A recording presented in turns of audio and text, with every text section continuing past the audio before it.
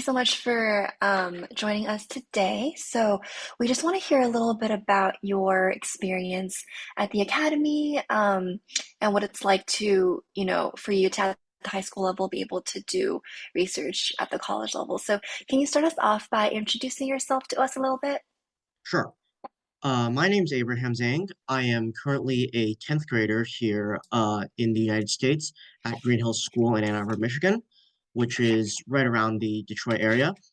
And for as a sophomore, I that means that after this year, I have 2 years away from college for our international audience.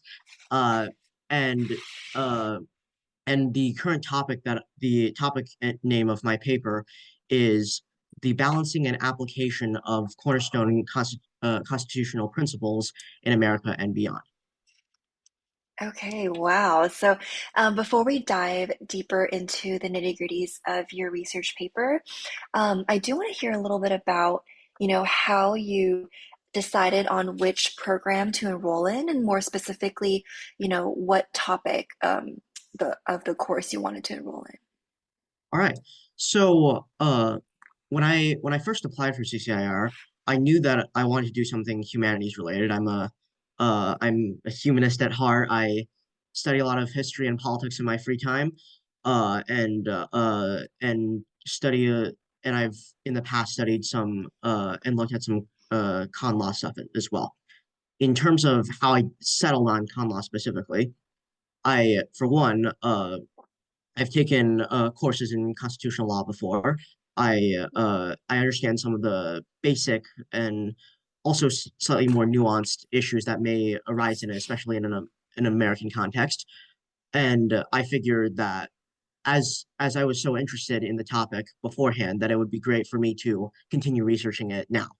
So, I mean, at least the reason why I got into con law in general, primarily in my mind, if political science is the way in which we've we formalize and rationalize conflict between human beings, then law, and specifically con law, is the method by which human beings formalize and systematize politics in general. So Mm, that's how I settled on this among all the other amazing topics that there were. yeah, and I'm so curious when you talk about, not just you're interested in it, but you also talked about a previous experience in taking constitutional law courses. And so, in comparison to what you were doing in those previous courses, how did this current course differ, or was it similar in a lot of ways? I think my experience at CCIR differed in the sense of what the general goals for each were.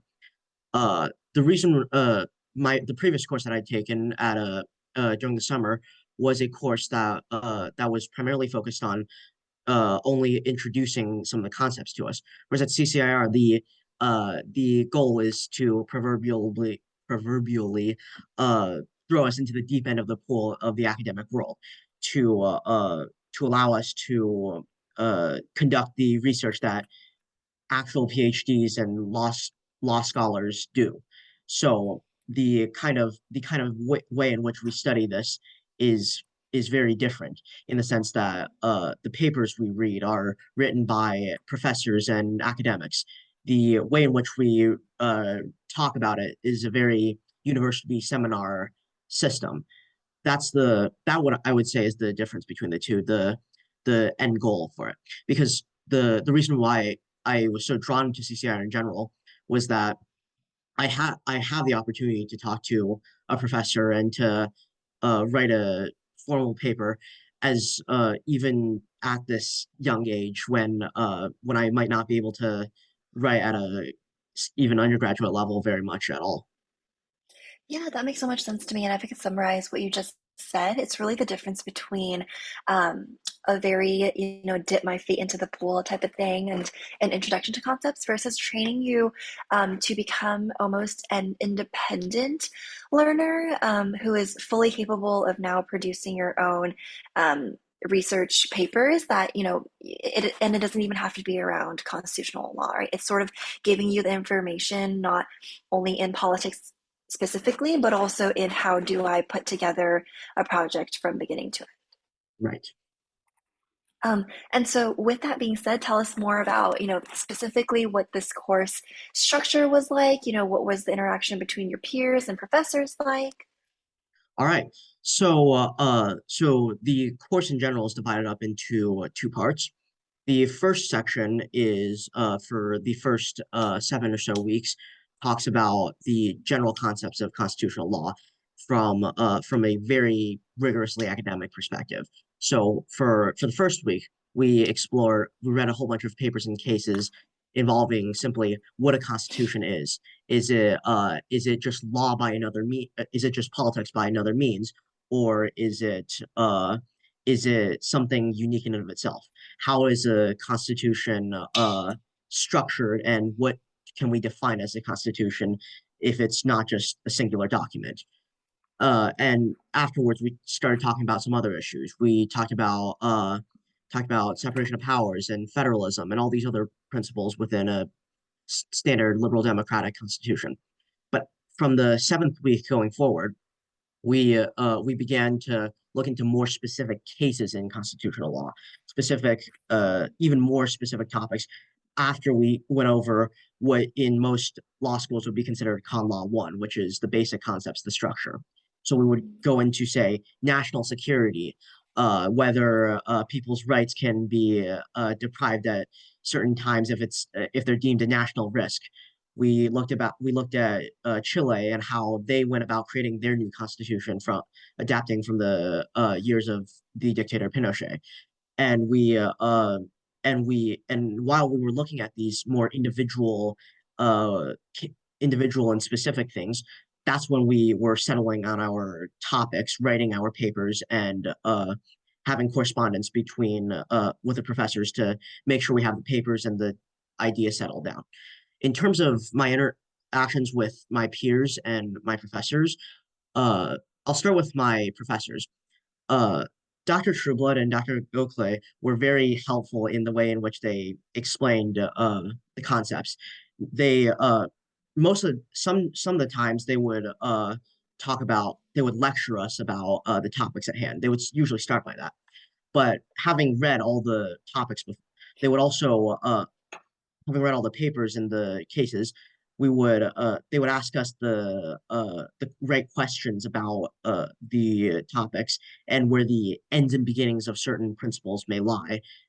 And as they asked us that, we would all have a chance to respond and then ask each other questions and then keep trying to see where each other's ideas are going to go at the end. And and then I guess that would move on to we'll move on to my peers. Whenever we had these sorts of discussions, at times for lack of a better term, get heated because we're all in the midst of trying to find out how to settle these things. But it was always civil and academic and very lively. And oftentimes I would find that even after professors and a lot of and some of my peers had left, I would stay behind in the Zoom room to finish discussing some of these issues because one of my peers decided wanted to ask what my thoughts on this thing were, or why I say this one principle ends here or there. So in general, it's the experience is very in terms of how each lesson and session went. We might have started with a lecture, but we then went to a Socratic dialogue, and we kept trying to explore to the best of our abilities what we thought of each of the topics. Yeah, thank you for painting such a, I would say, vivid image of what happens in the classrooms. I can almost imagine and I think it speaks to, the liveliness that you spoke about.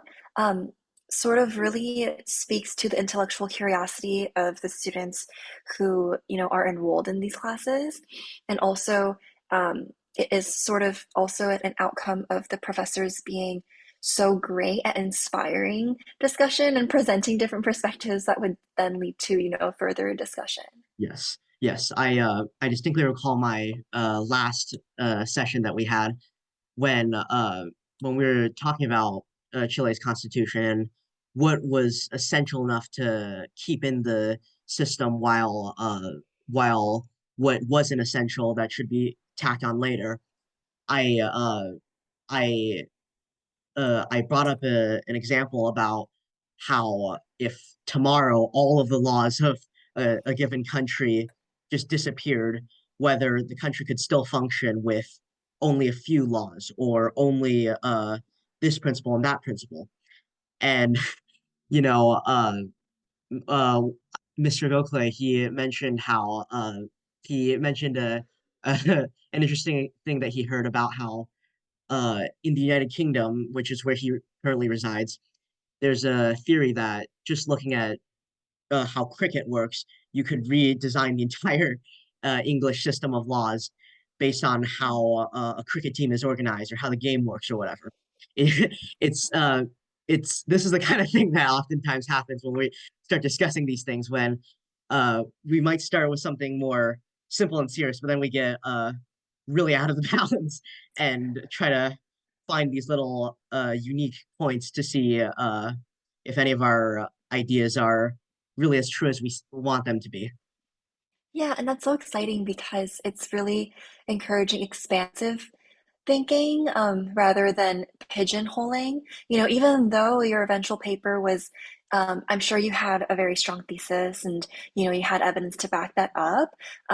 But, you know, the brainstorming process or the learning process itself is very expansive and sort of encouraging you guys to think about things in all sorts of creative ways that, like you said, you know, are out of bounds or exist outside the box. So then take us to, you know, how you were able to go from you know all these concepts, all these discussions that you're exposed to, and deciding specifically on your topic. So how were you able to narrow it down to that specific topic? I mean, in terms of, uh, I think throughout the first 6 weeks, while we were discussing all of these important principles, such as separation of powers or federalism or executive prerogative powers, always this singular question kept popping back into my mind that I was asking in a whole bunch of different forms throughout the sessions, which is how do we know necessarily that one principle is more important than the other? Mhm. When say the executive branch wants to do one thing, but the courts want to do another thing. How do we know who is right and who is wrong? And clearly, different countries have different approaches to it, as I've noticed when comparing, for instance, the UK to say India or America or Germany or whatever the other countries we studied. But if all of these countries are different in this way, how do we know if a country is doing their way correctly? Whether the United States really should value the states over the federal government, for instance, or this one right over this one other right, whatever the instance may be. And I bring all this up because at least coming from where I'm coming from, which is America, the Constitution is not as intricate as many of the other countries that we've studied. The UK Constitution, in theory, isn't even one singular document. It's probably a whole bunch of large books on laws that could be considered fundamental and laws that can't be considered fundamental. Whereas in the United States, all we have is this small little booklet, which is like 6,000 words or so, which isn't really enough to tell you each and every single specific ruling on uh on every single possible issue. But what it can do is it can lay out a whole bunch of principles. So it can lay out that, say, in the First Amendment, that religious liberty is important or freedom of speech is important, but and it might lay out what should happen between some very important conflicts, but in general, it's meant to be a framework from which the rest of the Constitution, the way in which the country functions as a whole, to paraphrase from the scholar John Griffith, functions as a whole. So when considering all this, that's when I got to my topic of constitutional balancing, which is to say, uh, when I'm combing through the Constitution, and I look through all these little clauses saying, this the House of Representatives can do this thing, or the Senate can do this other thing, how I can know how to decide whether America has done it correctly. And the hypothesis that I've made is that really it's a legal culture in America, a philosophy to which the country and all other countries go about discovering what is right for the constitutions. So in America, my theory is, and from what I've read, many scholars attest to this as well, that that in the end, the American Constitution values fundamentally individual citizens and their rights, and everything else descends from that. But additionally, with that fact, because of how rebellious it might seem for uh, Americans, might seem to others, especially in a British context from which the professors come from. We also another key tenet of my thesis of America's legal culture is that Americans like to pit different branches of the government against each other to give them exactly what they want. So we don't trust exactly one branch of government to deliver, as say the UK might, their legislative branch and executive branch, where Parliament is fundamentally supreme.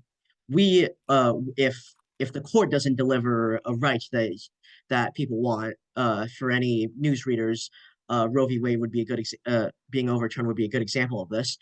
Uh, when the courts don't deliver that, what interestingly happened was that citizens went to their then went to Congress, but Congress couldn't pass it because of political reasons. So they went to individual states and local governments to pass small amendments to the local constitutions, to codify abortion as a constitutional right.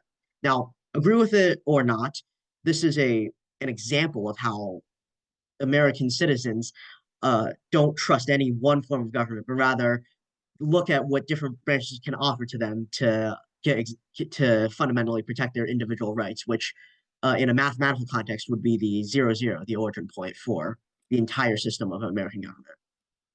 Yeah, so there really is this, um, I guess, division of power, and at the same time, this focus on um, really the respect of the rights of individual people. And what I'm also hearing on, your process of narrowing it down is that you were really leveraging your own critical thinking skills and your own, really leaning on your own intuition in terms of where your intellectual curiosity was leading you, right? So you're very perceptive in terms of the questions that kept coming up for you over and over again across sessions, and using that as a pointer to sort of write your own paper. And so, with that being said, and I can tell that you've done, really like a really good amount of work combing through the constitutional laws and really thinking deeply about these problems. I'm wondering how far you are into the writing process, and whether or not you have any exciting plans to maybe showcase your paper to people who are beyond this program. Right, right. So so far I've finished up generally my outline for how I want to for my paper. I've written some of the paragraphs, particularly in the introduction, but also a bit into some of my more substantive points on exploring a few principles. The three main points that I'm exploring are federalism, separation of powers, and civil liberties. These are the three principles that I look at through the lens that I've and the thesis that I've explored. So I've written I've written a few paragraphs into particularly federalism and a bit into separation of powers, and I've uh, have my thesis pretty down. Although I am still a bit in the draft phase in terms of settling down my words, but but in terms of your second question of if I wish to publish, show this to other people, my goal is to publish my paper eventually once I'm finished with it. As I go through these drafts, and at this point, while I'm finished with my course, I can always maintain a correspondence with my professors. They've been very helpful in the back in the emails that I've sent to them and some of the uh, ideas that they've sent to me, and I expect to do more of that into the future. Now, I've also now also through CCIR, I've also sent the outline to my paper already, and as they're looking through that, I'm also and studied what journals might be most suitable for me to publish in that. I'm considering the different journals once they get back to me on where I can publish given the topic that I've covered. So in terms of in general, in terms of where I am, while I have written some of my paper already, I have my ideas primarily down. So for me now, it's just a matter of making sure that the rest harmonizes well enough together, and presents well enough and fits within the format, so as to publish in a journal that could accept. Yeah, and it sounds like, it's a very continuous process of correspondence between you and the professor, TA, as well as, you and the academy team, in terms of, like you said, scavenging for journals to submit to. And so, um, is there any, you know, or are there any advices that you would like to share with prospective students or even current students, who may be a couple steps, you're a couple steps ahead, but maybe not necessarily where you are yet? I would say use what time you have, and really well, a few things really. Use what time you have to write and think, because really, I will be honest with you, when I was thinking about all the different questions that I had eventually, or at first when I was considering what topic to write about, a lot of different questions popped up. But upon simply just sitting down, not thinking too hard about it, and going on a walk, calming my mind down, I was able to really settle all of my questions into one grand and nice thesis.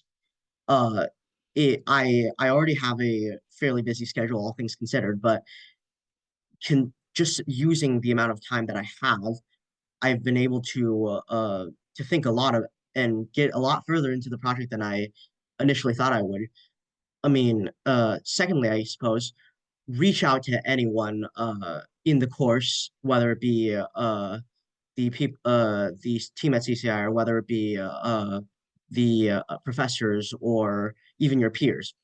Um, I To talk about my peers actually, I've already talked about me reaching out to my professors in CCR, but to talk about my peers, uh, in aside from us even staying after the classes to discuss, I've been able to maintain a correspondence with one of my peers, Ratish, and we've had a back and forth about how our different countries works. He comes from India, and how our different countries' constitutions work, why this value might be important here and not as important there, and as we have fairly similar topics, we've been able to really get a kick out of each other's ideas.